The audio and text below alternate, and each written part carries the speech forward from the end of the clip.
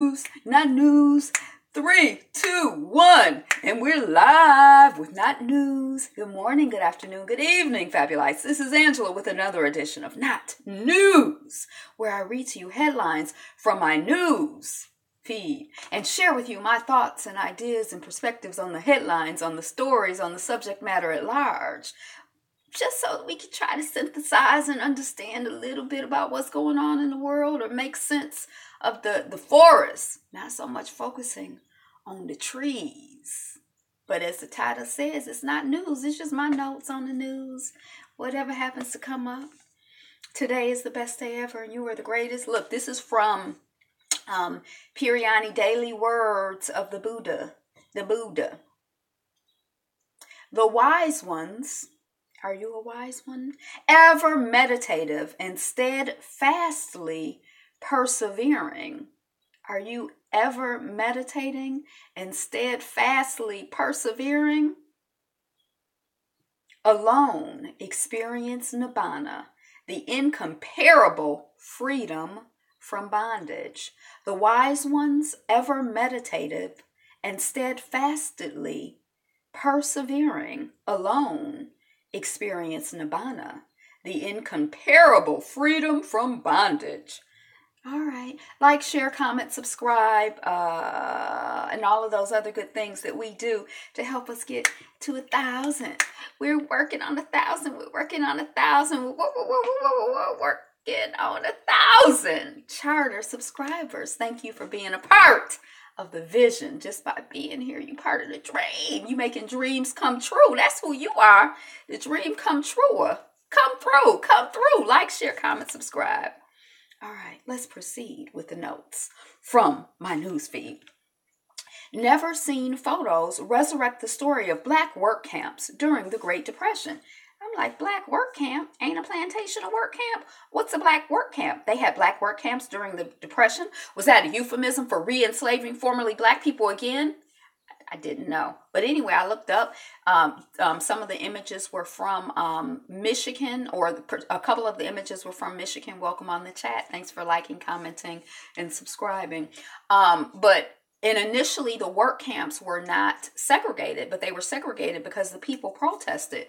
And it made me wonder, who protested? Because, black people love being around white people. So my theory is that it was not the black people who protested, but during the Depression, it was something called CCC, civilian, some kind of corps, like a civilian corps, and they worked on things like the park service and building playgrounds and things of that nature. That's what they did. So people who were unemployed or whatever, went on. So there was an image of somebody named Big Jim, and Big Jim was a big guy.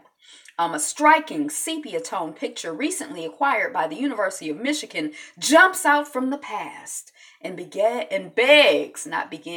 begs to tell a story. A man dressed in a heavy coat and hat as big as the cabin door, whose knob he is reaching to turn and enter. The picture is labeled simply Big Jim. The rare photo is among 30 acquired by the Bentley Historical Library last year from a private donor that captured a place and a time often overlooked in history. Black Civilian Conservation Corps camps in Michigan. So it's really by 4, CCCC. They got the camps lowercase, so I guess it's just the CCC camps. In Michigan and elsewhere during the Great Depression. The photos are the only known images of the state's segregated all-black camps. President Franklin Roosevelt established the Corps in the early 1930s, offering shelter, clothing, food, and wages to a vast army of unemployed men who worked to conserve and restore national resources. As the people and stories behind the pictures are increasingly lost to time, the university posted them online. See how the internet works? Won't the internet do it? It's Sunday. Won't God do it? As the people and stories behind the pictures are increasingly lost to time, the university posted them online and launched a public call for information. So far, Big Jim's story is the only one that's been filled in thanks to people who knew him and responded just responded. I'm joking. He was James Richardson. Rest in peace, Baba. A quiet, strong, hard-working rural Michigan farmer who served in World War I and went to join the CCC. Black people be working, just working. Black people just be working. That's the people I know. Black people just be working. For the archivist, it represents delayed but welcome, delayed but not denied, delayed but welcome recognition for the contribution of workers who face discrimination and marginalization during a dark economic era. And you know, if it's dark for them, for the white folks, it's especially dark for the black folks, for us. No, it's not. It's like, because we creative and we always... Black folks know. Somebody was talking about that when sometimes when white folks see how black folks manage to like live and thrive and be happy and like do all the beautiful, wonderful things that we do, no matter where and what we are, it's just like it inspires some people to feel like jealous and hateration. I mean, it's just we can't help how fabulous we are, can we? I mean, I don't know. Don't hate. Just be inspired. What I like about these photographs is they show that these young guys were doing work on parks, trails, out in the woods, way away from their homes, which I think is probably untrue. I mean, some of these people were probably rural people. Says Morris Thomas, who as a child knew Richardson and identified him for Michigan researchers after seeing his image in a state history magazine. Who reads state history magazines? It's my cousin, Morris Thomas. Whenever I see a Thomas, I'll be like, that's what my relatives probably. Because the Thomases are a big family. That part of my family. And you know, back in the day, people had bigger families anyway. And I have DNA cousins. I have cousins that I know through DNA. Remember I told you I went to a DNA reunion in Dallas last year? People we don't know, but through the DNA. But they Thomases. He identified them. It's something unique, and there aren't many photos available. 85 years after the civilian corpse creation, any cachet of this kind is a boon to historians. Photographs from designated black camps are far less common than from white camps. Thomas, now 75, says his family also had photos of an uncle who worked in a black camp, but laments, now we can't find them. Despite the legacy of segregation, the photos and stories they conjure reveal elements of unexpected egalitarianism and advancement. That was a tremendous thing for black people, said Thomas's cousin, Frank Thomas, who, as a boy, often spent time with Richardson and neighborhood friends. There were really no jobs for black people at that time, only menial jobs. All those guys got a chance to show people that they can work and do anything that anyone else can do. Now, see, the problem to me with this narrative is that black people built this country. I know that we were picking cotton, and I know that we were doing quote-unquote menial jobs, but we were also doing architecture. We were also, we were doing all kinds of things. Freemasonry, ironwork, anything that was involved with the building of the country, black folks were involved with in doing the work for free. So we didn't come, it's kind of like this idea that we was in Africa, all of us swinging from trees with chicken bones through our noses, and we didn't know nothing but to scratch our butts. My generation says African booty scratchers. My mother never even heard that expression before. What kind of black person don't know that expression? But anyway, we thought that's the image. But black folks were doing advanced science, advanced mathematics, advanced society building, civilization building for thousands of years. So, yeah. I mean, it's in our blood. It's our legacy. It's what we do. We build things. We create. If I can get here come my screen. We can work and do anything that anybody else can do. Of course we can. And we don't have to prove that to anyone because we already know that in our blood and in our DNA. Even if nobody ever told you before, you know it somewhere deep inside of you, or maybe not so deep. CCC camps initially were integrated according to the university, but became segregated by 1935 amid community protests. Out of Michigan's roughly 150 camps, some 16 were designated for black men. Black membership was capped at 10% of the overall core, which numbered around 3 million over the course of the program. That's a lot of people actually to have never heard of it. Helped build a ski. The Michigan History Center says that the state's black camps helped build a ski area and contributed to efforts to plant millions of trees, fight forest fires, construct bridges and buildings, and establish public campgrounds. The CCC camps did tremendous things. The camps, not the people in the camps, just the camps, did tremendous things to better the community for both black and white people. Put in playgrounds and all that stuff. John, The guys that I talked to who were in the CCC camps were black and very grateful to have access to education, access to vocational training, learning how to lay stone. I mean, I guess individuals have to learn how to lay stone, but we've been laying stone. Build roads, things that we would not have had before. I disagree with this narrative. We did all of these types of things. We have in our history done these types of things. Maybe you individually don't know how, but my granddaddy did this kind of work. And, you know, he probably come from a long line of people. I don't know, but I'm just saying. I rebuke that storyline. I have to look at it from their perspective. Their story and situation in life would have been very different. Blah, blah, blah, blah, blah. Anyway.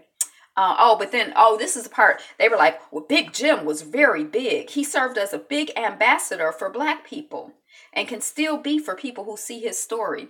You think a man of that size would have been aggressive. Why? Why would we think that a big black man would be aggressive? I've never had that experience. Why would a big black man be more aggressive than a little black man, a big white man, a little white? What kind of story are you advancing here, people? I don't buy it. I don't accept that. But I never heard or saw any indication of that. That goes a long way toward race relations and community relations. Show black men as docile. Anyway, but that was the story. Okay. North Korea. Runners take part in Pyongyang's marathon. Now, we just had there was just an Olympics, an International Olympics in Pyeongchang in South Korea. And they capitalized the C in Chang or Chang to differentiate it from the North Korean city, Pyongyang. They're spelled differently, but they didn't want people to get confused. But there's a marathon going on there, an international marathon. Do you run marathons? In Detroit, we have the international a marathon that comes through here. It goes through Detroit in Canada because, you know, we're right on the border and everything. So some people like to come here for the marathon because it's international. Mother of 2-year-old scared of Easter Bunny fired up after viral video is shared without permission. Did y'all see the video? I saw the child. The child was scared of the Easter Bunny. And it was not funny to me because the baby looks so scared. And the mother is like, the person who's supposed to be comforting my child, who has responsibility, you know, for my child in my absence, is filming my child being terrified. That's jacked up. And I agreed. I'm like, what kind of... And then publishing the stuff without permission. And then on her specific release form to let her child be in the daycare, they asked, or, you know, there's a thing where you sign off on giving them permission to use images of your child. She had not given them permission to use images of her child. So the fact that they put that on the internet is really offensive. The fact that the child, she was just so terrified. Like, it was hurt to me. I was like, oh my God, the baby just looked scared and upset. Like, is that funny? I didn't think it was funny. You know, I don't know. I don't think people's terror is funny.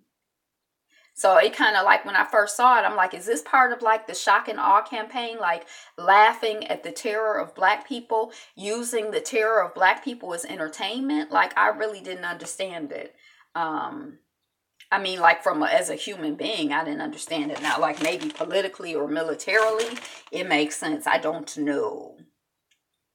Houston, Texas owner Bob McNair, whatever his name is, takes back apology after comparing NFL players to inmates. He said, sorry, not sorry, sorry, I'm not sorry.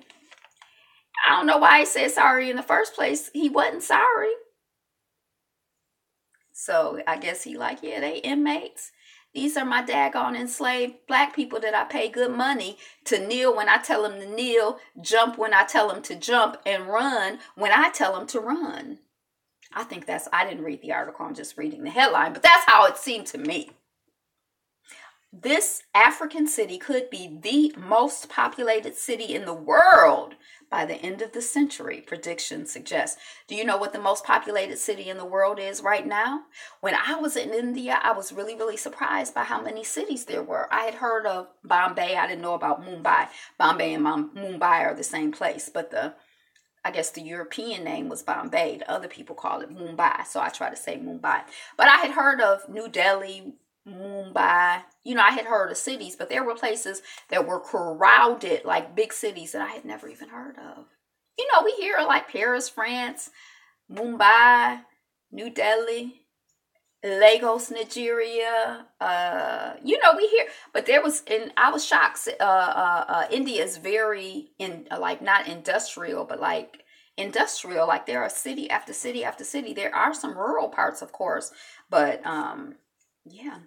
So currently Tokyo, we've heard of Tokyo, is currently the largest city by population with 38.1 million people living there as of 2016. And Lagos, Nigeria is on track to be the world's biggest city by 2100 with as many as 100 million residents. I like to watch YouTube videos of people in Lagos and in Nigeria. I don't know why. Probably because somebody I follow goes there like every year. So I think this year I watched her series when she was there. Then I loop back and watch some other years. And it's like, oh my gosh. 8 challenges that you face in the first year of your relationship. Now, I'm a relationship girl. I love I'm a woman, girl. I'm a relationship girl. I can say girl. You don't say girl. Several challenges. So some of the challenges that you might face in the first year. I don't know if it's the first year, but like in the first, weeks or months or whatever, it's like all like, woo, you're kind of excited. And then you start to have the challenges. Sometimes you start to have the challenges even while you're excited if you're paying attention, because who we are is already there all the time. So some of the challenges are getting on the same page. Oh no, figuring out what you are. Oh, like are we a couple or not? Is that what that means? Okay. Making time for each other. Learning to sync your schedules.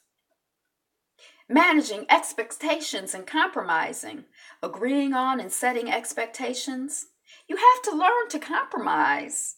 Married at First Sight. I'm thinking about Married at First Sight.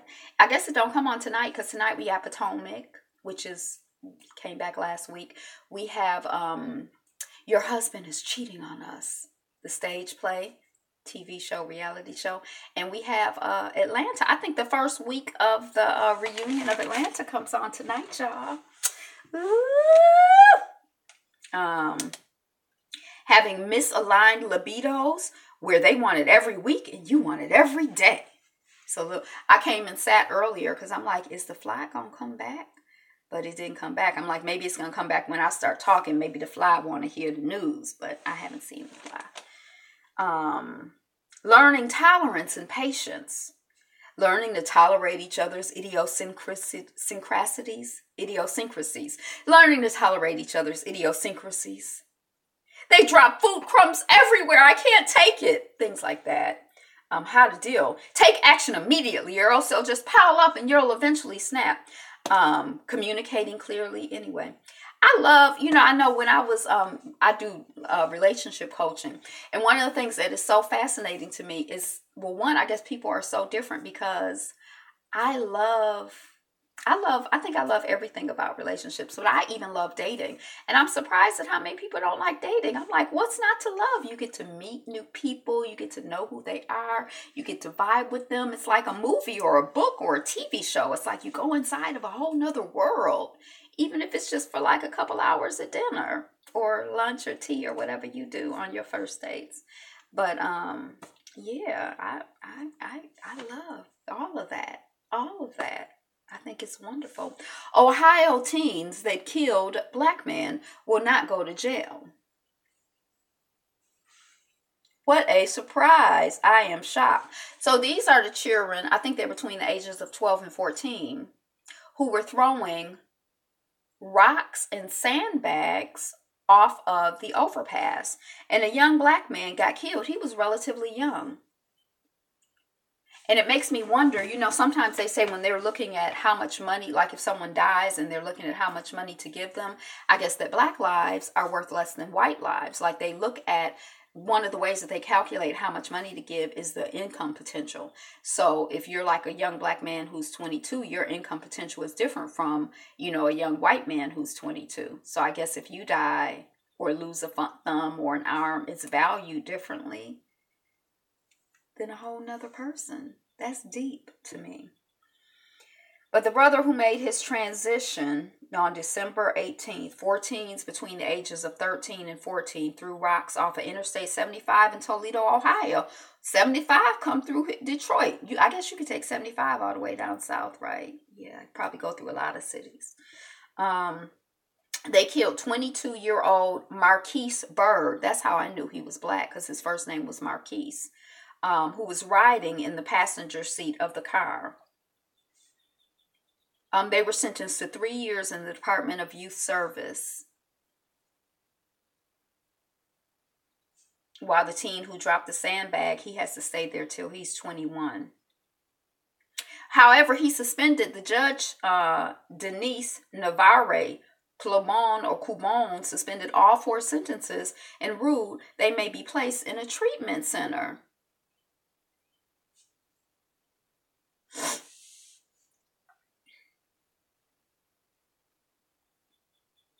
This was not a prank. They throwing things off an overpass is not a prank. I was at the wrong place at the wrong time doing the wrong thing. That's what one of the teens said. Beg the victim's family for forgiveness. Find it in your heart to forgive me. I'm only 14. Let that be a black person. They'd be like, he grown. He's evil. He's the devil. So anyway, enough about them. Rest in peace, Marquise Bird, B-Y-R-D. Hey, thanks for listening in while you're driving. Be safe. So, rest in peace. It's not a new situation, but the sentencing, or the non-sentencing is new. Hungary election, Viktor Orbán's Fidesz party does something. But what I thought was most interesting was this imagery. Did y'all see this picture? You probably didn't see this picture. I don't even know. Oh yeah, look at this. This is at Sunday's election in Hungary. That looks like something from a play or like something from, I guess it's a whole nother country. And it looks like a whole nother country, a whole nother world. Those skirts, the head wraps, are those called babushkas? That's what I always thought they were called, babushkas, when like the Hungarian women wear them. Yes, look at that picture. Child got on blue tights. Can you see that? The one with the blue skirt, she got on blue tights. And the one with the red skirt has on blue tights too. That's deep. I don't know nothing about the election, but I know that image. I was like, where in the world is that? That looked like it's a whole nother world. Inside the most expensive part of the world's most expensive, yes. Hold on now, 34 Jazzy. You focus on driving now. You stay safe now. Inside the world's most expensive part of the world's most expensive city. So what's the world's most expensive city? I didn't know. Do you know? What's your guess?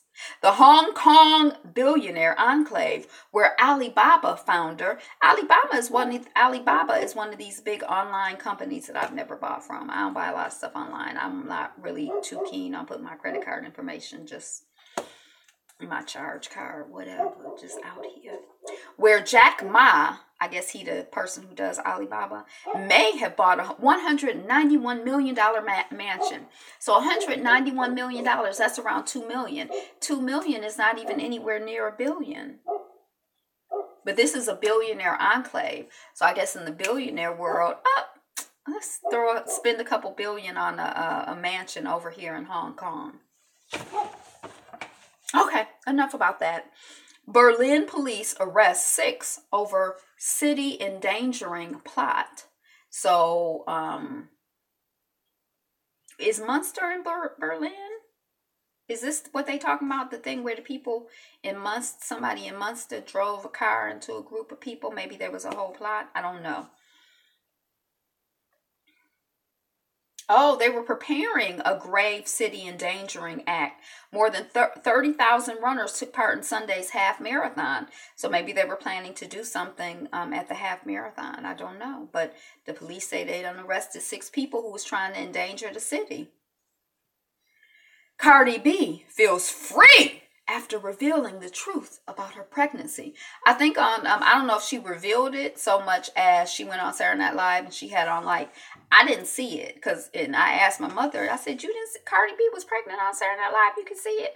She said, no, she had on something short, but she fell asleep. And then her husband said she had on a tight white dress. And that was the imagery I had seen. So I don't know if she performed twice or what. Because Bozeman from Black Panther was hosting. So it was like a urban cornucopia on Saturday Night Live last night. I guess maybe I watched some stuff on YouTube. But it don't be funny to me and not funny enough to stay up late to watch it. And I'm doing other stuff. I don't, yeah. But anyway, she feels free. So that's good. Good for her. Cardi B seems like she's just having the winningest streak. That's good. May it be contagious. May all of us win and be happy. Meeting your spouse online has a surprising amount in common with arranged marriage. Weren't we just talking about married at first sight? I thought that whole thing was interesting too, because a lot of people are meeting people like through this whole virtual thing. And it's just like very like, I don't know what to make of it. I don't know. I mean, I don't know. It's like it's a whole new world. And I guess I'm like more inclined to like be interested in it because it's dating and relationships and sex or whatever. But I'm suspicious of it because it's the internet. Although I guess, when I was a kid, people were like, the internet is evil. People lie. I'm like, but people lie in real life. Like, I don't understand like your concern that people lie on the internet. I don't know. Research shows that over 1/3 of U.S. couples who got married between 2005 and 2012 met online. 1/3, that's 33%. So if you know 3 people who got married between 2005 and 2012, 1/3 of them probably met online. That's deep. You think it's the same in the Black community? Have you ever even been on Black People Meet? I've never even been on Black People Meet. But I told you, I think one of my clients, I was, we were doing makeup for, I think she said she met her man on Black People Meet and she like 60. And I told y'all, I saw him at an event. She do sweet potato products in addition to being a medical doctor. But she was doing her sweet potato products and her husband was there. And it was months after the wedding, maybe even a year, and they still look happy. He hadn't killed her. She hadn't killed him. I mean, not to say that that's going to happen, but we out here meeting people on the internet, just people we don't know and our people don't know. Who do that? How you going to know who they are? Who going to vet them? Because it's like, I think actually, I guess my first husband, I didn't know him. I mean, I knew him through people at school, but they ain't know him. His people were in Canada and in Jamaica, and we ain't know them.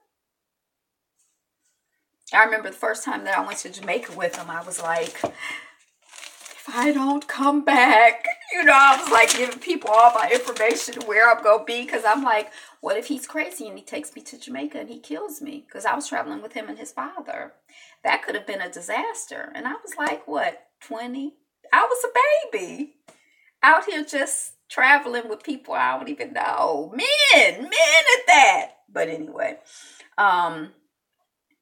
Going strong in India, according to some estimates, more than half of the marriages taking place around the world each year are arranged. Now, I think I said 80% the other day because I heard on Married at First Sight that it was 80%, but they said more than 50. But anyway, they are the norm in India, comprising at least 90% of all marriages, arranged marriages.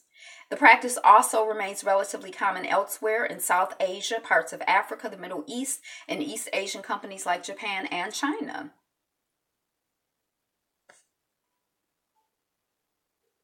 I believe that most people in communities where arranged marriages predominate still feel that parents and other close relatives are qualified to select marriage partners. Now, the difference to me between dating online and an arranged marriage is like, yeah, the computer or whatever hooks you up with the people, but you still get to know them. Now, maybe, I guess arranged marriages are different because they're not all like Married at First Sight, where you just don't know the person and boom, you're married. They'll put people in front of you, like, to see if y'all vibe, and then you may vibe or not vibe. And some families have more pressure or less pressure for you, this relationship better work. For some people it's like serious, and for others it's not. It's like, I don't like him, and they be like, okay, and they find you somebody else. So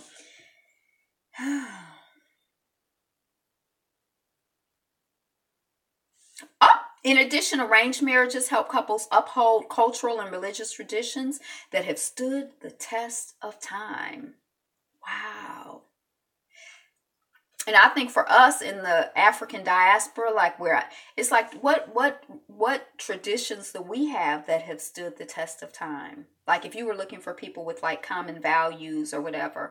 I was listening to somebody the other day or something, I don't even know what but they were like, oh no, maybe I was reading comments on YouTube, and somebody was like, well, African men, they may date white women and Asian women, but when it comes time for them to marry, they go home and they find a woman. Usually they go home to their village and find a woman, and that's like some tradition right there. Like, it's like our people have been people, this ain't no fly by night stuff. I'm looking for somebody who is like me and my people, and we gonna have little black children, little African children. That's what we're gonna do, who are gonna become African adults. That's deep. And people in arranged marriages get divorced less frequently.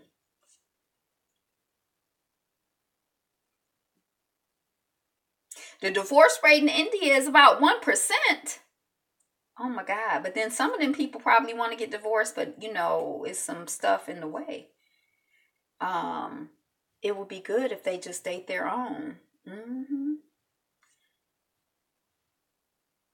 They talking about arranged marriages changing in India as a result of India's rising incomes, higher education levels, and technological advances that ease communications. Arranged marriages changing there and among people of Indian heritage who live elsewhere. Do they call it an Indian diaspora? Young people who tie the knot have more power to choose their spouses and even initiate the process instead of their parents. Like they go and they be like, hey, I'm ready to get married. Find me somebody, mama and daddy. There's matrimonial websites. When I was in India reading the newspaper, the classifieds, I was fascinated. I could not get it, but even when I was a kid, I read the classifieds, like in the Metro Times in Detroit, because there would be like women seeking women, men seeking men, in other categories. And I was just like fascinated by like the ads that people put in and what they were seeking and how they described it. Even as a child, I've just always been interested in this relating thing. And when I was in India, I read the classifieds. They'd be like, I'm seeking a tall, light-skinned person. That seemed to be the theme to me. Everybody wanted somebody tall and light. They like, we don't want no Angela. We don't want no short darkies. Stay your behind away. But it was fascinating. I'm like, okay. So anyway, there are websites such as Shaidi, which means, of course, they don't want short dark. They don't know what they're missing. But hey, if you don't want it, it's not for you. Which means marriage in Hindi, and Jivasamthini, which means life partner in Hindi. Yeah, okay. The internet, placing newspaper ads, see. such as parents placing newspaper ads to announce eligibility. That's becoming less common, but I was like amazed and shocked at how many ads I saw.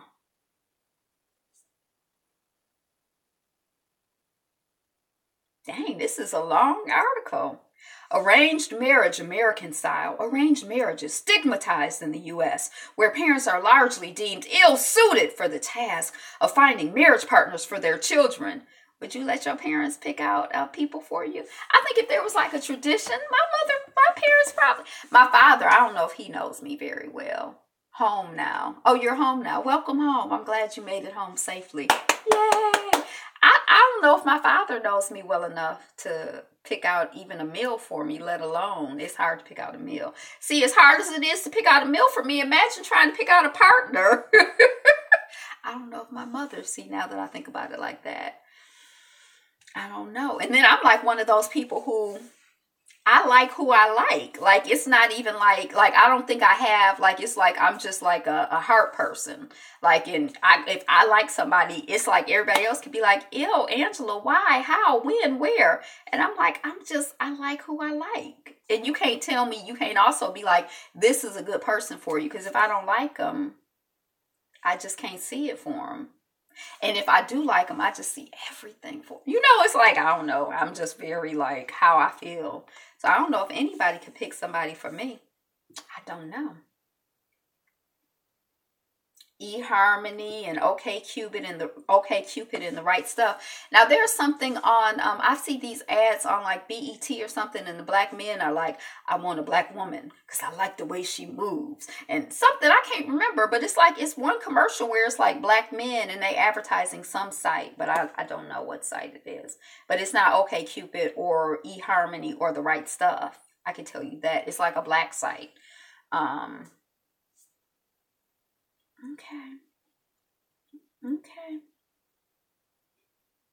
Okay. Enough about that. Y'all know I could talk about dating and relationships. I'm that one that if you call me, when you dating, you call me all day, and we can talk about what's going on and why and strategy and analysis and all of that. I'm that one. It's terrible, but I don't know if it's terrible. It's wonderful to me because I think it's fascinating. Like, how do we? Puerto Rico to close 283 schools amid sharp enrollment drop. 283? That sounds like a lot of schools to me. I wonder what percentage of their total school, like how many schools did they have on Puerto Rico? 300, 3,000? Like, what does that represent? 283. It sounds like a lot, but maybe it's not that a lot, but I don't know. This is coming off of Atlanta Black Star. German police foil Berlin half marathon attack plan. So we talked about that earlier. Cheapest places to retire abroad or just go move abroad. Y'all know I'm just like Costa Rica. Has anybody been to Costa Rica? Costa Rica, and then I have a friend who is Panamanian, and Costa Rica and Panama are kind of close, but Costa Rica is coming up, and Peru. Ethiopia came up, but I think there's something about, like, I feel like if I'm on like South America, in the Americas, then somehow I feel like I could like get in a car and like drive or walk or get on a boat if some stuff went down, whereas if I was like on the African continent, I'm far away from my people, and if some stuff went down, it's like, how am I gonna get across the ocean? That just seems like like I just haven't reconciled that. So I'm still doing the research though. So yeah, Costa Rica, there's some black folks who have a bed and breakfast there. It's called Guest House. What is it called? Not Al Jazeera. But anyway, I might go stay there so that I can like pick their brain and, I don't know, meet and see and feel and vibe. And since Panama is so black, I don't speak Spanish. Habla un poquito español, but not really. I don't really speak Spanish. But wouldn't it be good to learn? I'm not too old to learn something new and something that I'm like, oh, I'm not a language person. I can't learn. What if I could learn a whole new language in a whole new country? That's so exciting to me. You need to learn. Yeah, I know. I do need to learn. No. Yes, I need to learn. Um, bishops hold benefit for Puerto Rico and U.S. Virgin Islands. So they're still I'm going to try to learn too. Oh, es bueno, es bueno, es muy bueno.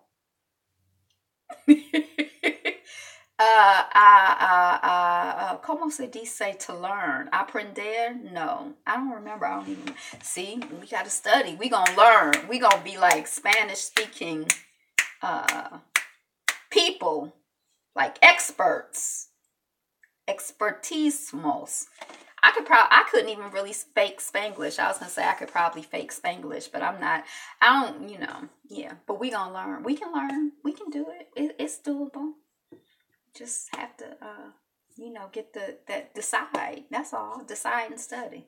Lula turns himself in after police standoff. So Lula, I guess, was a former leader in Brazil, and I guess his people were trying to stop the police from getting him, but he went through his people and turned himself into the police. I don't really know his deal or his story. Pyongyang Marathon, fewer foreigners compete in North Korea's annual race. And I think they said it was like 300 or 400, and some years ago they were in the thousands, but people feel a little unsafe. Like, are they going to release a nuclear bomb while I'm here? I think that's kind of the theory. Black-owned car company. We were talking about black-owned car companies yesterday. So I went to Google black-owned car companies, and of course we came up with the old car company from Detroit that I had mentioned. But also, look at this article that I saw from the U.S. Virgin Islands were hit by two hurricanes this hurricane season, and I was curious about how they were rebuilding after the hurricanes. A lot of the stories, when they do focus on what happened in the U.S. region of the Caribbean, it's always Puerto Rico. And I'm like, well, what's going on with the U.S. Virgin Islands? So this article was talking about, I'm sorry, I probably got distracted, was talking about some people, I think they were in Philadelphia or New Hampshire or something, and raising money for the U.S. Virgin Islands. But what it said, what I thought was interesting, or what I've heard, is that they have done a great job in the U.S. Virgin Islands of mobilizing resources, not just from the U.S. government, because I don't think there were many resources from the U.S. government, but from other sources, such as the bishops from the U.S. Virgin Islands and Puerto Rico going to New Hampshire or wherever in the on the East Coast, the northeast, to your husband's family is from there? Oh, yeah, they had a hurricane this season hit them. They got hit by the same, I think they got hit by two different hurricanes. I was going to say Maria and Hugo, but I'm not really sure. Don't quote me the names. Black-owned car company. And this is from January 17th, 2018. So this is a current, check it out. We'll continue to research. I have a friend who's there, and we had kind of been talking about going there too, but I haven't. Did you know the first car company designed, developed, and distributed by an African American is going to be built in Detroit? No, but Kyrie Frazier, who is he? I think he's a poet. I know that name. Mims Motors, M-I-M-S Motors, is the first African-American auto company releasing a fleet of cars in over 100 years. Let me show y'all the picture. Okay. So we were just talking about it. We were talking about it yesterday, and I was thinking, I wonder who the company is, who the consultants are, who the folks are who do marketing of African-American products to African-American leaders and folks and style and tastemakers. So like, instead of, now this guy is Latino, but he talking about, I'm in my Bugatti with my top down, or whatever the song was, and then top off, top down, whatever it was. And then Beyonce is in there, and then so-and-so is in there, and then all of us are like, Bugatti. We never even heard of a Bugatti before. But who is the person who's out here getting black folks to say, Mims, I got me a Mims car. I'm riding in my Mims car. Whoop, whoop. I'm wearing my Mashoud or whatever, and however they say it, so that it's like, who's out here, helping to sell our products so that our products get mentioned and get desired. Like there's like I'm not talking about the aspect of selling where you're like, here's the money, here's the product. I'm talking about the aspect of selling where it's something that's like desirable, like, ooh, I want that. Ooh, it's aspirational. Ooh, I would love to have, actually would love to have a Mims car, I guess. So Mims, led by Eric Mims and Chris Broughton, Mims Motors is a company built with green energy satellite technology and saltwater combustion engine. Who ever heard of a saltwater combustion engine? These guys are out here innovating in Detroit, Michigan. This blog, what is this? Oh, Detroit is different. I was going to say this is probably covered off the Detroit is different blog, which I don't subscribe to. That's probably why I didn't know. Eric Mims is the brains of the operation. Mm-hmm. Mm-hmm. Mm-hmm.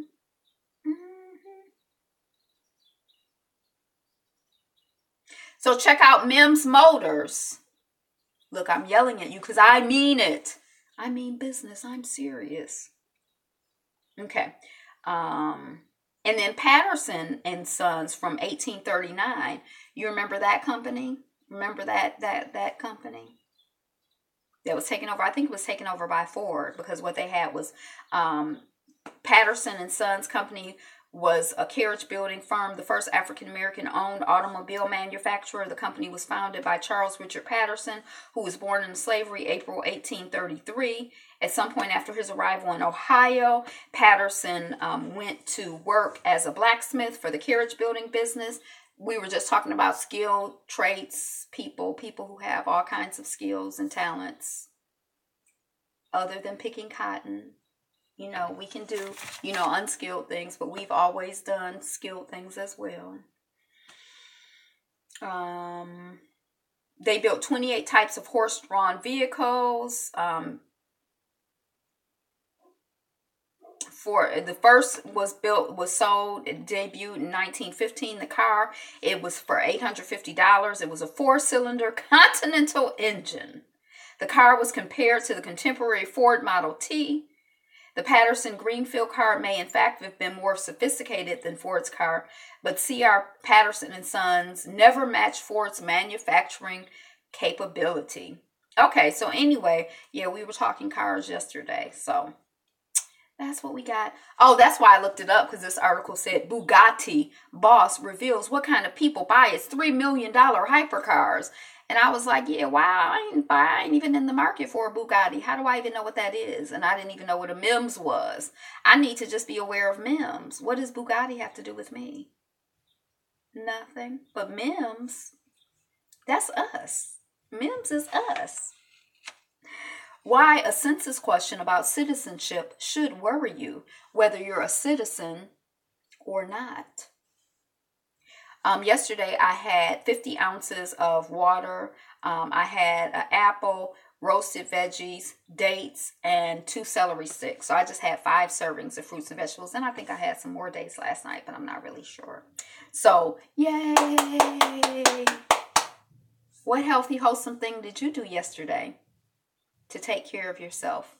Did you engage in loving movement? Oh, I took a walk today and a walk yesterday. I think I walked for about an hour today, probably about 45 minutes yesterday. Y'all know now that the season hit, I'm probably going to be walking every day. Yeah, look, I'm feeling my little belly. So now that it's warm, I'm going to be walking. And I think I need to commit to, I need to affirm that I'm going to hit them machines again. Weight training. And like, get some, oh, look at that definition. I'll get, muscular, get buff up in here. Japanese father arrested for allegedly caging son for almost 20 years. His son was developmentally different. And I guess his father, I don't know, he kept him in a cage for 20 years. The father is like in his 70s. So the son is probably in his 50s, 40s. I don't know. Because men, that son might be 20.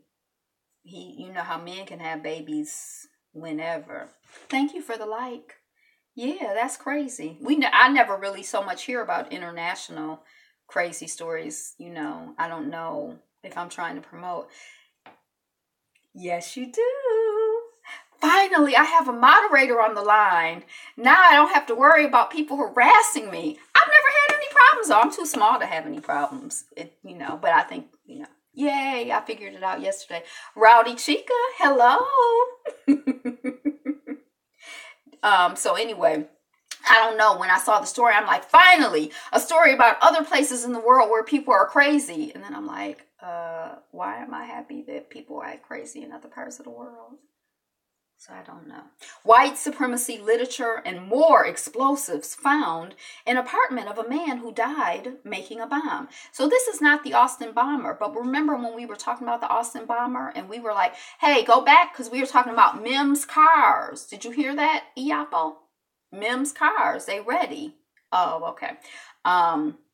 So we were talking about with the Austin bomber, like, well, it takes some skill to make a bomb without blowing yourself up. Case in point, here's somebody who was in the apartment of a man who died making a bomb. That's probably, making a bomb is dangerous business. Inside the White House Bible Study Group. The White House has a Bible study group. Now, I'm a Mary Kay consultant, so I'm around people all the time who, like, I guess my whole thing about,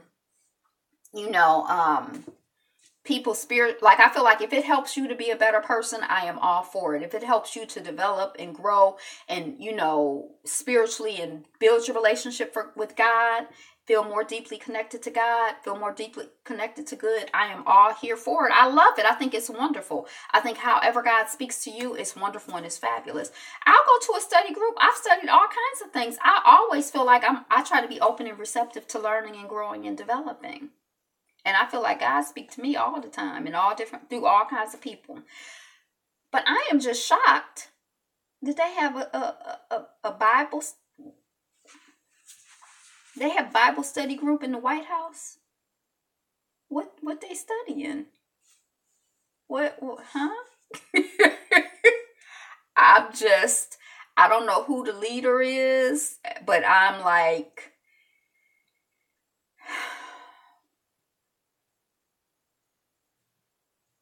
now, I'm a fan, or I don't want to say I'm a fan, but I am an admirer. I really pay close attention to Barbara, who does the Poor Folks campaign. But I like that Moral Mondays thing that they had going on in South Carolina. Wherever they had that going on, that was after the Occupy movement. They went into that Moral Mondays thing. They were organizing. They were had people from all over. They were doing, and he was involved with that. He was in leadership with that. I was liking, I was appreciating a lot of what was going on there. And I appreciated him being like, this is what God said. This is what the Bible says. Now, we're not going to contort and mess up the word of the Lord. Now, I appreciated him calling the people out, being like, what kind of Christian are you trying to, take food out of the mouths of poor? Jesus said, whatever. I feel like that I appreciated that. I don't know what's going on, but Lord help us. And I guess help us all.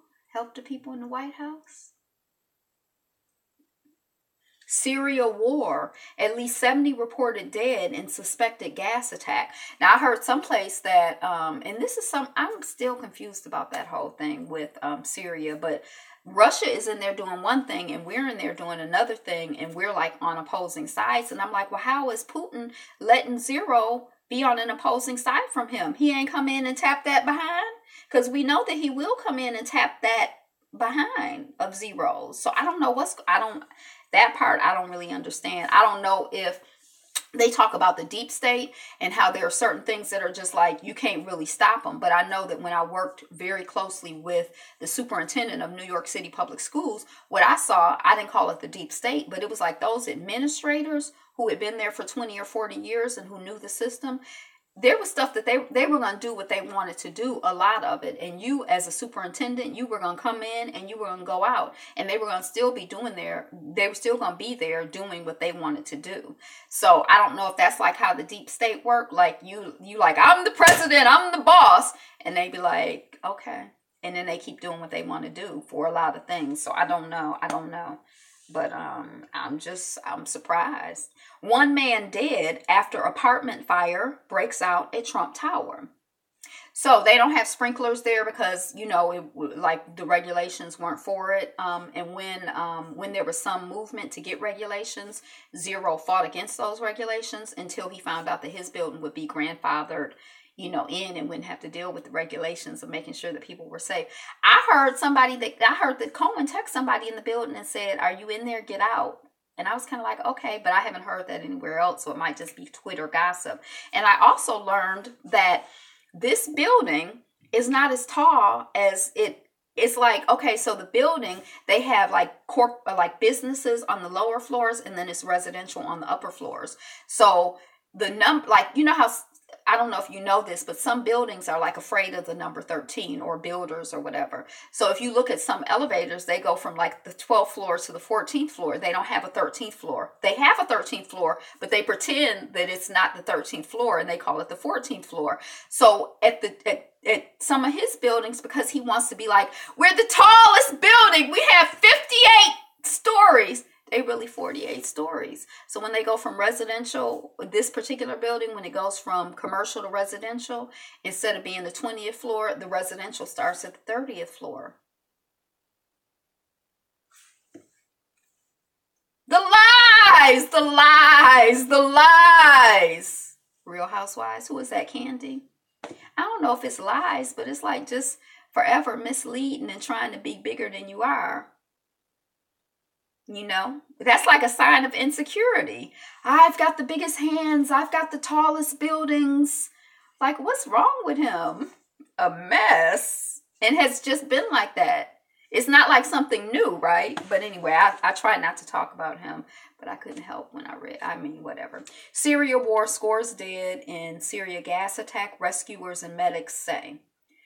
So that's what I got for my notes on the news. Maybe he feels he needs to compensate. And I don't think he can compensate. If for him to compensate, he needed to do, some deep, intense work on his personality and there's no compensation for him, to me. I guess for some people, what he's done, he's made himself attractive to some people. But what kind of people are those? So what's new and good with you? What's new and what's good? What are you excited about? What are you looking forward to? Are we all going out and buying Mims cars? Is that our goal? We gonna be like, how, I don't know if they have it in other places, but there are like car clubs, I think they are, where everybody, healthy shopping, woo! So what you get? Nah, we not buying Mims cars? Mostly organic, woo! Now, I try to pay attention to, I don't know if you're familiar with the Clean 15 and the Dirty Dozen. So the Dirty Dozen, they say you need to get those things organic. The Clean 15, they say, if it's not organic, it's okay. But yeah, that's good. That's exciting. You should do a video like a haul. I can't imagine you doing a haul video, but who knows? You should do a haul video. Green leaf beans, bananas, carrots. Yes, organic is the best. I guess because my personality is suspicious, just because somebody put an organic label on, especially when I was down south and I was like at Walmart, I'm like, I don't believe this stuff is organic. That's when it like became like this big, or seemed to be this big thing. I'm like, they're just saying it's organic and charging more money for it. And then I remember seeing this episode of, Restaurant Rescue or Bar something where they, have, yes, organic is best, where they have these, restaurants that are in trouble, and the people was selling the burger. It was supposed to be organic. And when he ran out of something, he was like, oh, go to the store and go to Kroger and just get whatever. I did pick up some sugar-free apple crisp juice. I couldn't resist. Okay, it's a process. It's good. Focus on what's working and build on that and just do more of that. It's exciting. Yes. Woo! Woo! Woo! Okay, so that's good news. We like to hear that. That's progress. That's progressive. No candy or cookies. Did you get some dates? Oh, you did. I don't know why I'm so like, you know what is the best thing? I know this might, but you know what tastes really good to me? A date with a Brazil nut. Now, the thing about Brazil nuts is you're supposed to soak nuts, but I don't soak Brazil nuts. But you eat one date and one Brazil nut, and it tastes so delicious. It's like a delicious, it's the almost the perfect balance of like sweet, not sweet and savory, but like the nut gives you the creamier. It's really, really good. And people use those dates to do like caramely things. Like dates with cacao is really, really tasty. I like dates with the banana. That combination is really good. So, anybody else have any good news or exciting? Yeah, you know, I don't know. Anything? I heard Acrimony wasn't good, so I guess I saved my money going to see it. Somebody reviewed, they said, I will never go see another Tyler Perry movie. He's been in the business for so long, he has not improved. Oh, an Asian blend. Do you have a health food store in your community? Oh, it was good for me. Okay, so we got some positive feedback on Acrimony. It looked good, but they like he ain't improved his. Go to the health food store and look for some raw. Try to find something local and raw, ideally. But you know, look for some raw honey, some unfiltered honey. Look, I'm shaking my head, but I mean some raw honey, some unfiltered honey. Go on, honey, go get that honey, or not. I don't know if it's. They say honey rots your teeth from the inside. So I'm kind of like, you know, I don't know. And then agave, try to get you some dark or maple syrup, like dark, high quality, grade.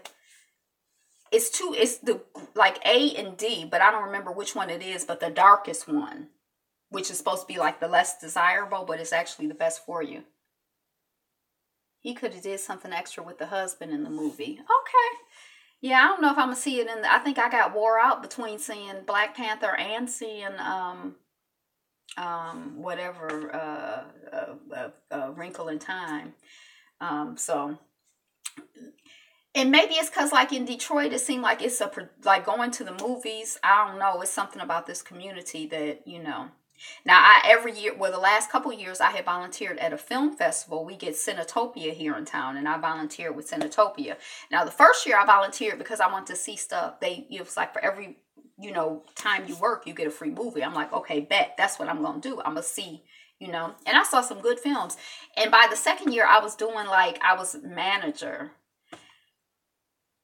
And like I volunteered at places like the Wright Museum because I knew the people. And it was like by the time the people got seated and everything, I didn't even get to see the movies. And so now it's kind of like I don't even know if I want to volunteer anymore because I can't go back to being a regular volunteer because I was a volunteer manager. But I didn't really get more benefit from it because I had less time last year. And then I didn't get to really see movies. Like I volunteered we have an Arab American museum here. His role was kind of boring. Taraji's were killing it. Taraji is a really interesting actress. I mean, I feel like she kind of is typecast in a way, but she's really compelling. Like, you know, I like to watch her. But at the Arab American Museum, there was one film I really wanted to see about but, you know, I didn't get to see it. But it was my first time going to the museum, so that was good. But, yeah, so that's it. My belly is hungry, so I guess I'm going to make some cabbage. Which will be good once I make it. But I was determined to see at least one live. I am determined. I haven't been to a live show in over a decade. A live show like a concert or like a theater production. Or like not a movie with rice. With rice? I don't know. I watch I eat brown rice. I don't even eat white. Oh, theater production. Come see. Look, I would say come see Shrek. But I'm like, did you see the video on it? Or, you know, me and my mother, I feel like we sold it better than it was because, you know, I can't help it. White rice? Yeah. No, I'm not going to do the cabbage with rice. I have a one sausage up in the refrigerator. I can't remember what brand it is, but field roast. Y'all, that sausage is so delicious. And I had eaten it before I looked on it and saw that it had like squash or zucchini in it. And usually if something has like squash or just zucchini in it, I bar it from everything. I'll never eat it. But I was already so addicted. They were so tasty. I think I have like the apple sage sausage upstairs. That's like, and I might do some potatoes, but I probably won't. Because I try to stay away from white potatoes and, you know, just be real slow with white potatoes and corn and stuff like that, and be like, you know, fast with the greens and the leafy greens. Yeah, I don't know who's doing some good shows. No, love that squash and zucchini. It's popular. I'm just weird. Cabbage, beans, and rice wrap with the little chicken breast chunks. That's what I like. Oh, okay. A wrap. I'm not really a big wrap. Now, I do like to make a, and I've stopped because I try to minimize the cheese, but I used to get these, like burritos, but they were like sprouted, and I would love to make me some quesadillas, like with cheese and rice and beans or whatever you put. Ooh-wee. Now, I like that, and then it gets crispy on the outside, and then the cheese. No meat for me. Vegan, raw. Oh, you're a raw vegan. That's exciting. Yeah, that's very exciting. Okay, so what you eat today? What you eating tonight? Oh, that's what you were telling me? I love that squash and zucchini. Okay. Oh, did you say what you were eating tonight? Oops. This thing is gonna fall. I am determined.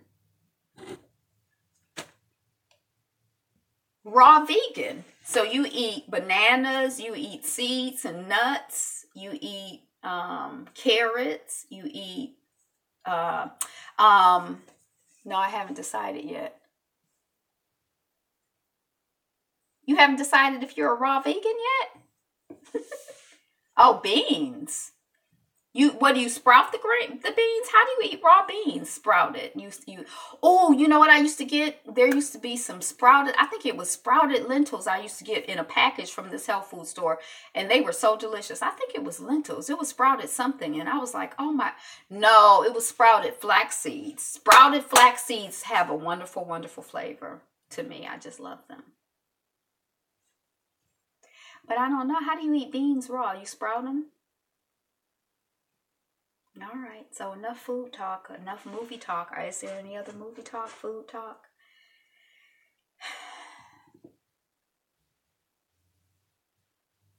Oh, that's good. A pizza, flatbread, and so do you. I'm just stopping in to show some love. Hey, True to Self Williams, True to Self. So I like to get from Trader Joe's the pizza dough. They have raw pizza dough, so I get wheat pizza dough and I throw it in the freezer. Or I did the last time because I got more than one. So when you make do you buy the flatbread and then steaks and potatoes? Okay. You talking about cauliflower steaks and potatoes? Dang, I forget. Also, do you make your flatbread pizza with a flatbread that you already bought pre-made? Yes, cauliflower steaks or tempeh, pre-made flatbread, and a little low-fat cheese. What is in low-fat cheese?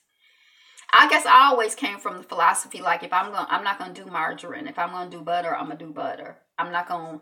I don't know. I don't know. Low fat. I don't even know what that is. I mean, how does it taste? Does it taste good? Because I figure if I'm going to eat some mess, I might as well get the full, you know, benefit of the mess. But make sure that half your plate is green. At least half of what you eat, make it green, make it raw. It tastes the same to me. Oh, that's good. Yeah, that's good. Okay, that's if you can't tell the difference, is it better for you? I love cheese. Is it better for you? Low fat? Maybe because I've been eating it so long. That's like when I started eating, as a child, I started eating, you know how they, at schools, they serve us 2% milk and, you know, not whole milk. And then at home, you wouldn't buy whole milk. It was something else. It wasn't called I don't know, but you know, there are different variations of milk. And then when I tasted, when I stopped eating milk, and then when I went back and I ate milk, I was like, no. But I could still eat ice cream and cheese even when I went back. But milk, I never. But I used to love to have me toast a piece of bread toasted with peanut butter and cold, ice cold milk. I don't even know what a type 2 diet is. Oh, you're talking to a Yapo. I don't know what that is. But then I've never had that again because I don't like milk. It's like, ew, it tastes disgusting to me. But yeah.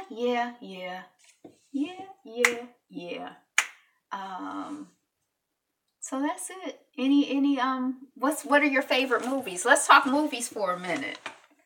Oh, type 2 diabetes. You are not type 2 diabetes. You are strong, fit, and healthy. That's all we're claiming. And I saw a video, I don't know if it was on YouTube or something, but the person talked about changing their diet and how it affected that diagnosis.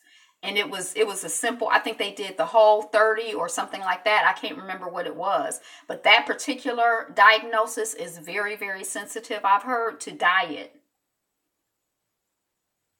So we claiming, you know, we making that transition. You got a wrench now. We need you healthy and whole to beat up the potential people. We don't want you to beat up anybody. So I like that movie with, I'm trying to think of the last good movies I've seen. It is Fresh Fruits and Veggies. Oh, Fresh Fruits and Veggies. Yeah, that makes sense. And staying away from, because I think that's when I first, staying away from the whites. Like, you know, white rice, get you brown rice if you're going to do rice. No white potatoes, sweet potatoes if you're going to do potatoes. Sweet potatoes are really, really good for you, and they're tasty and delicious. I can bake a sweet potato, and then you could just take it whenever. I used to leave them in my oven and then just grab one as a snack when they're, you know. Okay, Mr. Yappa.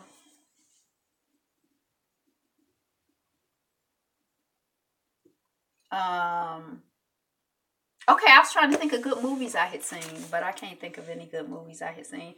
Y'all, I was on the lives last night. People be getting drunk and just all kinds of stuff. SP are the bomb. What's SP? People be getting just really doing the most on the lives. It's kind of intense for somebody like me. Last night, I was like, oh my gosh, there's a lot going on. Oh, sweet potatoes. And I don't do as much as I like. It's like when I do them, I do like them, but I'm like I'm going to get back in that habit. Because I didn't get any carrots this week. I got celery. Instead of, you know. But I need some sweet potatoes. Because I used to love sweet potatoes. Like, just like that. They swing too negative sometimes. Yeah, people be like, and kind of intense. It's kind of, you know, and I guess some of the people who's like, you know, when I'm checking, because I was just desperately checking for your movie night last night. And that's how I stumbled upon these awful, I shouldn't say awful, but they were just, you know. But anyway, it was like, that's why I like hanging out with Be Fabulous, You Positive and Hyper Vibration. But it was, and I'm like, it makes me curious, like on their regular videos, like their edited videos, are they very, like, is it the same thing? Because I have people like, you know, I mean, it was just kind of intense. I didn't find them to be, well, there was kind of like some moment where somebody was talking about like, you know, you don't like alpha men. And I was kind of like, oh my gosh, like he kind of got a little intense to me. But, you know, it was just through the video. So, you know, and I mean, I could kind of sort of see, you know, what he was saying. But then I'm like, I think he might be drunk. I wasn't really sure if I should like take what he was saying, like, you know, like from my heart or, you know. flip-floppers too.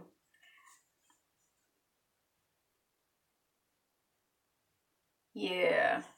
Yeah. Well, that was the only that it got a little intense, and then sometimes I go on like some of the lives, and it's like younger people, and I'd be like, I don't know, I think it's not really, and I guess because I was like when I was younger, even when I partied all the time, I was never into drinking and drugging, and so it's kind of like I partied because I like to dance, but I was not like. So I think it's kind of like some of that stuff is like an abstraction to me, or just like I'm like, oh my gosh, I'm just gonna look over here. Like I don't see nothing I don't want. But yeah, it was kind of it was interesting. It was like a fly on the wall. It's a whole other, thing going on out there. So but then the guy, it was interesting too, because I don't know if I'm like giving something away, but he was like, I'm 24 and in college, not interested in the party scene. See, I like to dance. Now, I don't like to be around like a bunch of smoke and high, but I like music. I like to dance. But he was like, that's why I haven't posted for a while. I'm here for a purpose for our people. I'm not about a bunch of YouTube and Twitter drama. Oh, it's some drama out here, but that's why shoot. If you don't post, what we gonna watch? The people. But he was funny. Like at some point, he was like, "But it's some queens on YouTube." I'm trying to be drunk, but he wasn't really doing it. But he was like, "Lisa Cabrera, I'd kill." He didn't say he would kill somebody. He said he was something. He was like, he talked about my radical home sister, Lisa Cabrera, who I'm not familiar with, and somebody else who I had heard of. And he was like, he was basically like, I'll roll down on somebody for them, but I can't remember what he said. But, so it was like, I don't know. It was just kind of intense, but, to me, and interesting, cause I was a voyeur. I was just watching and just like, oh my gosh, what a guan. That's it. Yeah. One of my favorite movies, this is not a black movie. It's called Dirty Rotten Scoundrels. Has anybody seen that? It seems like, now I watched it about a year ago, but before that I had watched it like, I love Lisa's content and everyone knows Home Sister is my sister. And I think I saw you say something about Lisa Cabrera, but I'm not really familiar with her. But Dirty Rotten Scoundrels, I saw it first like 20 years ago or whatever. And it seemed like I saw it twice and I just thought it was so funny. And then I watched it about a year ago and I thought it was really funny. And then another movie, it's not black, but that I really thought was funny and I enjoyed was My Cousin Vinny. When he was like, what's a grit? Like there was so much in that movie that was funny to me. It's not really funny because the subject matter isn't funny, but not exactly, because they in danger of going to jail for a murder they didn't commit. So it's kind of like, but I thought it was funny. And what other movies have I seen that, I remember the very first time that I watched Shawshank is one of my favorite movies. I thought that was good when I watched it. It's kind of long, wasn't it? Heard of them both, never watched. I guess I'm looking for some comedy movies to watch because it seemed like it's kind of it kind of intense a little. I think I saw Shawshank Redemption, but I think I only saw it once, and I think I got it conflated in my head somehow with The Longest Mile. Now the Shawshank Redemption, they get out. There's a black man in it, and he gets out, and he's like got his partner in jail has left him a note or some money or something. It's something I can't remember. But there was a Robin Williams movie that I really liked the first time I watched it. Morgan Freeman and Tim Robbins. And I really liked it the first time I saw it. It was about like kids in boarding school or something. And, but then the second time I watched it, I was just like, But the first time I was just like, oh my gosh, it's my favorite movie. What other really, really good movies have I seen in my lifetime? Dead Poet Society. The first time I watched that, I was just like, oh my God. But now I was kind of like, oh my God. I don't know why I liked it. So I don't know if I watched Two Could Play That Game, if I'd just be enthralled again, or if I'd be like, girl. Because now I know like how Vivica Fox is just, she ain't been with the man for 20, 30 years, and she just like, oh, he's the love of my life. And I guess you can't blame somebody for falling in love and staying in love and not being able to move on, because people move on the way they move on. But I just feel like, girl, move on. But you ain't coming up with no good idea. Okay, so I need some funny movies that I can look for on demand. But I guess tonight I'm going to be watching The Housewives, I guess. I have one of those in my life. Oh, somebody who can't get over you.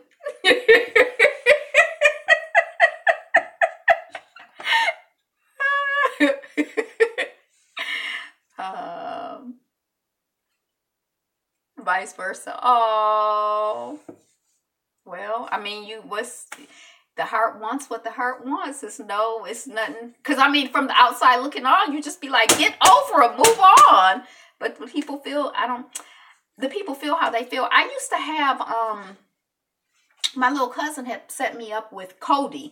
And with my Kodi, I could watch anything on Hulu, on Netflix, on regular TV, whatever. But I don't, like, something happened with Kodi.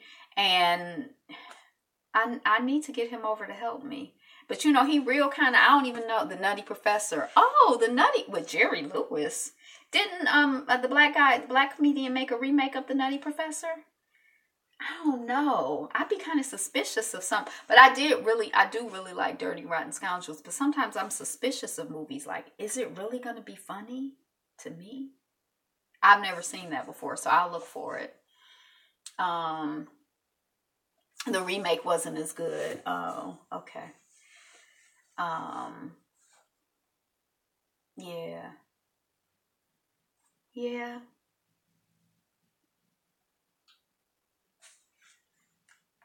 I think I'm kind of like, yeah, I don't know. It depends on your sense of humor. Right, because who's the guy who does the funny walks on like British TV or something?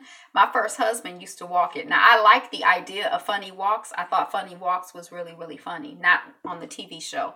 I don't remember what it was. But the show, the sense of humor, it was like British or Canadian or something. I was just like...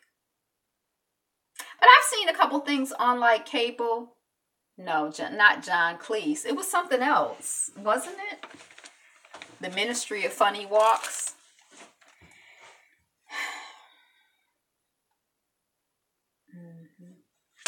Yeah. Oh, Monty Python. Yeah. I couldn't really, maybe now that I'm older, I might appreciate it. But at that time, I couldn't really, appreciate it. Yeah, I can't even think of any good funny movies I've seen over my lifetime that I'd go back. Oh, is John Cleese who plays in Monty Python? That I'd go back and watch again. I guess I'll just go look and see if Dirty Rotten Scoundrels is on the TV. Yes, oh, John Cleese. Who ever heard of him? I've heard of Monty Python, but I didn't know it was John. Mad Money with Queen Latifah. I never even heard of that. Okay. Oh, I saw a romantic. Now, I love a romantic comedy, but I saw a romantic comedy with Queen Latifah. She was like a basketball player or was dating a guy. She was an agent. No, she was a physical therapist for a guy who was a basketball player.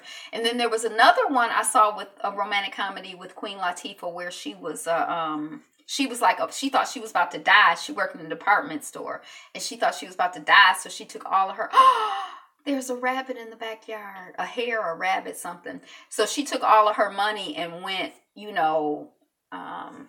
her and Common the Rapper. That was the one where he was an athlete.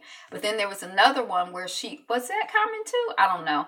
But where she was, thought she was about to die, but she wasn't about to die. And then she found love. It was beautiful. I love a romantic comedy. But I don't know. I'm trying to think because all I can think of is Dirty Rotten Scoundrels was funny to me. What's the rabbit doing? It's just sitting back in the backyard. What do rabbits do? I guess they eat and sleep and make money. My best friend's wedding. Oh. Yeah, I love a romantic comedy. I could probably just, and I love like adolescent, like TV. My first mom's husband says it's because, my first husband's, that movie was too funny. Okay, My Best Friend's Wedding. I think, were they like best friends with LL Cool J? Holiday, right. That was the second one with Queen Latifah. My Best Friend's Wedding. Wasn't she like in her best friend's wedding, but then she realized she was in love with him? But the rabbit is just sitting here. It's kind of eerie in a way. Is it going to attack me? No, it's not going to attack me. And I saw 3 yellow cats on my walk today. Like, we have one that lives on this block, so I'm not surprised to see him. I don't see him very often. And those orange cats are usually males. But I saw 3.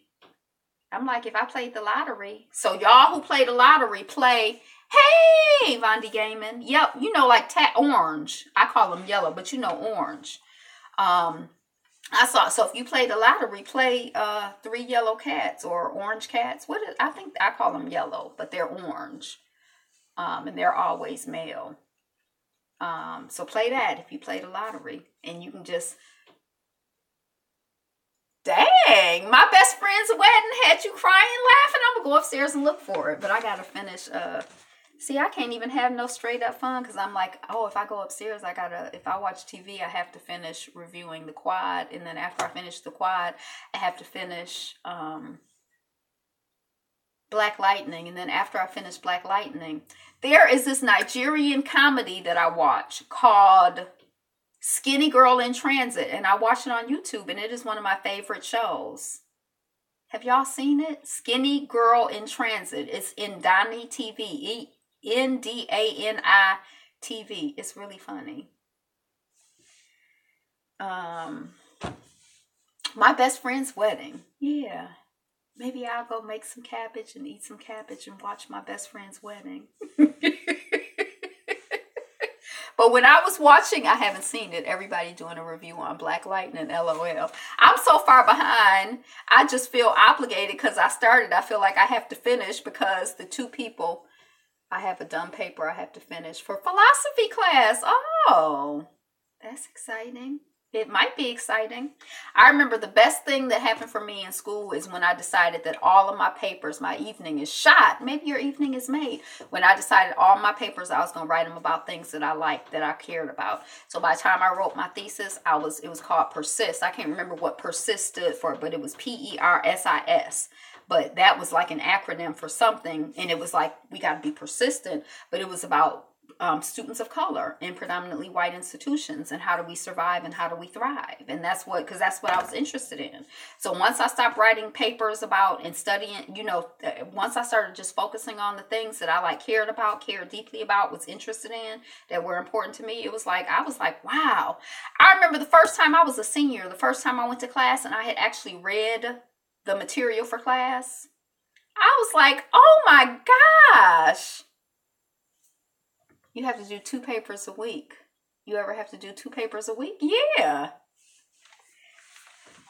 Oh, you talking to him. But yeah, we had to do 2 papers a week. I had to do one class. I had to do 2 per week. Oh, okay. Yeah, one class I had to do for one class in particular, I had to do a 10-page paper every week. But yeah, anyway, I'm just rambling. But listening to what I'm talking about, cabbage and My Best Friend's Wedding, I can see why, the other people's lives were lit. Because it was intense. They was on fire. Sounds like college. Yep. So who's in school? Who else is in school here? What are we studying? What's the highest degree in the house? Or what's the vision for the next degree?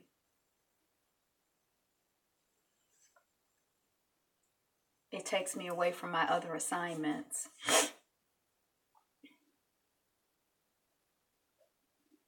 What, writing papers? Yeah. Oh, that's what I was going to say. The very first time when I went and I had actually read the stuff for class, Southern New Hampshire University, working toward a BA in creative writing. Ooh, creative writing. Business management. Ooh. Oh, okay. And the first time that I had read the stuff for class, because usually I just go in class and like if I made comments, I just make them based on common sense because I hadn't really read most of what I was supposed to read. But when I had read, it was like I had all these strong opinions and I was like, oh no, oh yes. And it says clearly on page 82, blah, blah, blah, blah, blah, blah. And I felt like I could like really say something. Before I was like, well, I'm not going to say too much because I hadn't read. But I think the rabbit sat down in the backyard. That is deep. I have never. Hey, my stream cut off. I don't know why. I guess because I ain't talking about boo boo. So yeah, that was And then I was like, dang, now I done spent 4 years here, and I don't want to say I wasted my time, but I'm like, what my experience in the classroom would have been so much better if I had actually read the material. Not to say I had a bad experience as a student, but the rabbit came to the Easter egg hunt late. That's why it laid out. It's like, oh, there's no Easter eggs for me to hunt. I'm just going to lay here. Look, the dog is in the backyard chilling. I don't see any birds, but I guess it's just like a peaceful environment. Sometimes I hear it wasn't a pheasant. It was something that was on the roof. It might have been a pheasant, but it was something on the roof last year, on the garage roof. I was like, dang. I guess it's just a peaceful environment. Everybody just chilling, got a little sun. It's not as hot as we want it to be, but it's not as cold as it's been. Yeah, I'm about to move someplace hot. That's it. That's what I'm going to do. I've decided. And I'm going to live there. And I'm going to work remotely. So I got to find a remote job. Anybody know of any remote jobs? I got to find a remote job because I'm going to live on the beach. Florida? I don't know. I'm thinking of someplace like Costa Rica or Mauritania or someplace with like, I don't know. I'm thinking of someplace out of the country. First of all, because when I was in India, I told y'all for $1, I could get like a full buffet. So I'm thinking of someplace where, a little bit of American currency goes a long way. That's why I need to work remotely, because I need to income American currency so I can spend it conservatively there. Yes, we love the beach. We love Mama Ocean. And just laying out and reading a book. Drinking a virgin pina colada. Side subject. Have you ever seen a squirrel laid out chilling? It looks so funny. They have all 4 legs stretched out, way out. The rabbit made me think about it. Me too, Jazzy. No, I haven't. The rabbit is sitting up now. I'm scared of squirrels. I done had all kinds of issues with squirrels. So no, I've never seen them laid out chilling. But they're kind of aggressive. Yeah. The person who's on the live the other day, I can't remember who it was, who's been in Turks and Caicos, are rats with long fuzzy tails. I don't know. Do they act like rats? Is that how rats act? I'm scared of them. They're aggressive. I keep saying I'm gonna make it a story time, but I remember I had like when I would do like trail mix and stuff, and I put my extra. This is when I lived in Brooklyn. I put like if I had old stuff or whatever out on the fire escape, and one day I woke up and my bed was on the floor. I had a futon on the floor, and one day I woke up and it was a squirrel just looking at me, and I'm like, what the?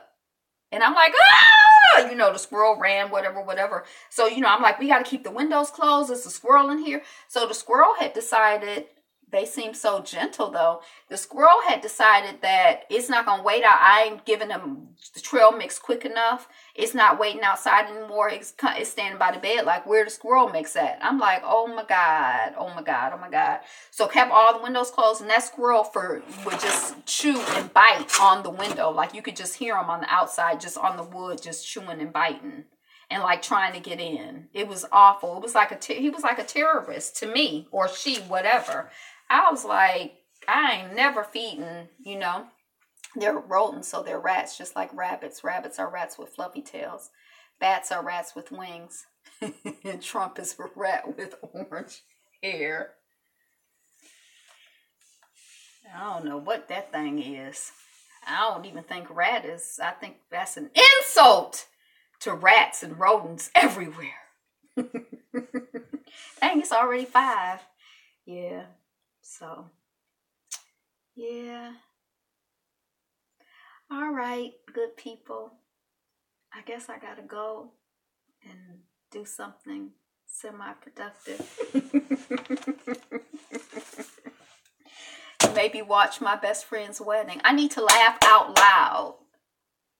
Oh, thank you for asking, and thank you for the wrench. I appreciate it. Yeah, it was complicated even when I got on the computer. It took me a while to figure out. Like, I remember you saying you click on the person and it drops down or whatever. But bye, 34 Jazzy. But I was still like, it wasn't a while, but it was probably like 12 minutes. And I was like, this is supposed to be quick and easy and simple. And I was like, this is... And then I was trying to find poetry. What does the wrench do? Like if somebody says something, like somebody types in, black bitch, oops, or something like that, you'll probably get like a notification saying this comment came up. Do you want to put it on the stream or not? So you have the power to choose some stuff. And then if somebody jumps on the line and they're acting crazy, you have the power to go to that person and, delete, like put them on timeout. I don't really know how that works, but you can also block them or whatever. I don't have a big enough, I've never had any issues and I don't plan to have any issues. Delete comments and time them out. And you see some comments before they come up. I've only done it once on your stream, but I saw comments before they came up. And it kind of upset me and offended me. I didn't lose any sleep over it, but, I'm kind of like, why am I being asked to approve this comment? They ain't saying nothing. But, we love black people. And YouTube is like, is this comment okay? I'm like, hell yeah, it's okay. Oh.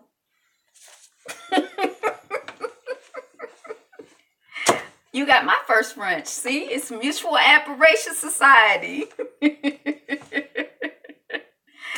All right. So, and I guess once you have the wrench, whenever you're on a stream, you're a moderator. So I really wanted to make, wow. Yeah. Probably because of my content, like I just, I don't think it's controversial enough or, mixed media enough. A couple of days ago. Yeah. Is it under your other identity or is it like under your black identity? I guess they had to be under your black identity because they knew to use that particular term. Yeah. I started collecting like not articles, but I have like the old folks say keep on living. Yeah, I was collecting little videos about people talking about being cyberbullied on this people. Some people are crazy. Some people are wonderful and fabulous. But I'm collecting, videos where people talk about being cyberbullied on this thing because apparently if you're like a high profile, black and or woman, like somebody was talking about, this was not exactly directly related, but it was like a family channel. And I guess as the wife started getting more visibly pregnant, I guess it attracted a whole slew of, people with comments and vibration that was like not really family oriented and not really, like it was just like you were just hearing all but like I guess the black women and black people get, NIGGER, BITCH, I'm going to rape you. I'm going, all kinds of stuff. But I don't know.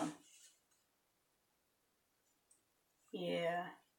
I don't know if it would bother me or not, I noticed some of there's one young woman, Rambling Reviews. She might have changed it to something else. But she seemed to, like, I saw one video where she seemed to be, like, really upset, I guess, because people were, like, she does, like, gossipy videos, and I guess people were, like, upset because she said something about some famous person, and they were, like, I don't know what they had said in the comments, but she, I'm kind of like, ooh, they don't even know you. But I don't know if I had people just, like, cussing me out all the time, whether they knew me or not. I don't know how I would feel. I feel like it's easy to be like, oh, it doesn't bother me because it's never happened. I don't know. This is my speaker, and it's also like an extra charger. And you see those dots at the top? That's how it attaches to my tablet. People are so sensitive nowadays. Well, she doesn't seem extra sensitive to me, but I don't know. Maybe she is. But I mean, I just feel like sometimes when people are like really on you, yeah, I have a thick skin. I don't know. I mean, I think I do, but I'm just saying when people are really, really on you. Because it's like if you watch famous people, it seems like some people, like what people say on social media, they're like, and another thing. And you're like, why are they arguing with random people that... But then it's other people who don't really seem to, not her subscribers. Yeah. Subscribers or watchers. And I mean, it's kind of like, how am I going to be like, you don't like Kenya Moore, so I hate you. Like, I mean, it's like, why are we so invested? Like, I feel like they're entertainers and I know that they're real people, but if I'm like talking about them or their lives, it's almost like part of the entertainment genre. Like I don't personally, like I just feel like they like everybody else. They trying to be happy. They trying to make money. They trying to be loved. You know, like, so like if I'm saying something and I try not to even say anything mean about them because I know that they're real people. It's not even like a role they're playing. Like on the haves and the have-nots, that one woman who plays evil, she's so good. I love it. But she's a character. But like sometimes people play evil on these TV shows, these reality shows, but they may not be evil. And then we, you know. So I don't know. Only people I love and respect could make me feel bad. If you or Radical or someone like that said I was a big jerk, that would make me feel bad for a minute. And then you'd have to be like, am I a big jerk? Maybe Angela just had a big day. Yeah, I don't know. I mean, when I worked in customer service, I felt like I was pretty good at it. Like, but then I guess I always also think, oh, well, they're probably, I think I'm like inclined to think people are crazy or have some mental issues because I think more people have mental issues than we realize. So like when people do weird stuff, I just think, you know, something's going on. Like I feel compassion for them. I don't really feel, you know, so like if somebody came in the store and was like, N-word, N-word, N-word, N-word, N-word, they'd be looking crazy to me. I wouldn't be like, oh my gosh, that means something about me. I don't think, because I just think, they don't even know me. I don't. Right. So I guess if somebody I knew, yeah, they're out there among us. Yeah, I guess if somebody I knew said, you know, Angela, you're a piece of boo-boo, I'd be like, huh?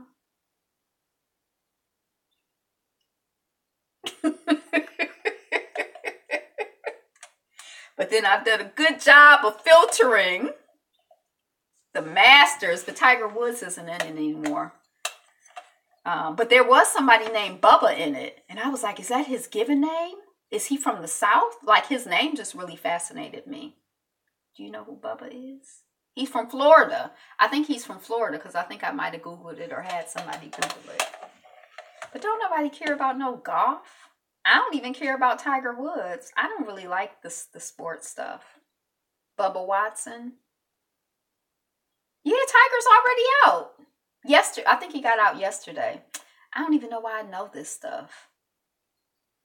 You be around people who are into stuff, and then before you know what you like, can have an intelligent conversation about stuff you don't even care about. Look, I even know about par now, and I didn't know about par. I think they're like 2 or 4 below par of the person who's in first place. Last night, I don't know what's going on today, but this is the last day. It's over today, right? I think this is the last day. Because that's what I was particularly interested in.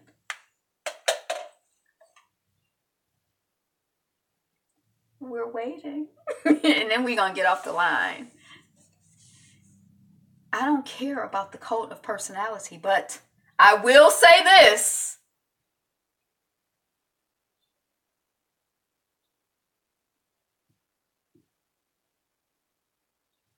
Somebody went off on you or Radical or Lisa, I would have to go off. But you know, the funny thing about being virtual is what you gonna do. I guess that's where the Twitter wars come from. I mean, not Twitter, but they have all of these, like, they make videos about people hating people and being mad at people who you can't even lay hands on. But if somebody went off on me, I want you to make millions of videos just slamming them, and then go into all of the comments of all of their videos and say awful things, and then report them to YouTube. No, I don't. A virtual butt whooping. I don't know. Oh my gosh, I didn't put my thing on airplane mode. I guess. I want you to spend your time being productive. Like making a big, healthy, wholesome salad. Try to put like at least 3 different, like not just the lettuce, but like a whole tomato and a whole cucumber. That's like 3 vegetables in a salad. And you make your own dressing. Make you your own dressing, because you know that processed dressing is processed. Anyway, we just here talking. But that's it. I appreciate the sentiment. I appreciate you all being here, watching on the replay. You don't make your own yet. It ain't. I do, because I'm like weird, but it's just olive oil and lemon or lime juice. Like you already got the lemons and the limes, a little bit of olive oil, some salt. I like some Mrs. Dash. You know, shake it up, or whatever your container is like. It's like a vinaigrette. Like if you do, I don't do vinegar, but it's like a vinaigrette, but with you know, with lemon juice or lime juice or both. But you could do it with apple cider vinegar, organic, with the mother in it. All right, today is the best day ever. Have a good one. Audi Chica 59.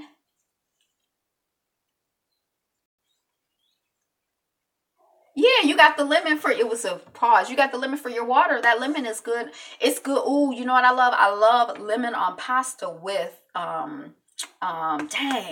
I like lemon on Brussels sprouts, but I love lemon with pasta and parsley. I don't know why. But a little bit of butter or olive oil, it's very tasty. But I like lemon. I like that profile. But be you. Be fabulous. My best friend's wedding. Be fabulous you. Peace.